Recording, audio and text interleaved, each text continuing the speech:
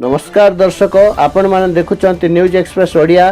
Kalahandi south DFO एवं Rayagada DFO को निर्देश क्रमे आज सकाळ काशीपुर टिकिरी केसिंगपुर और कलाहांडी वन विभाग कर्मचारी काशीपुर विभिन्न स्थान चढ़ाऊ करी काशीपुर हनुमान मंदिर निकटरे दुईटी कलरा पत्रिया बाघ चमड़ा विक्रय करने उद्यम करने समय 5 जन व्यक्ति को बाघ चमड़ा सह 3टी मोटरसाइकेल जबत करथिले।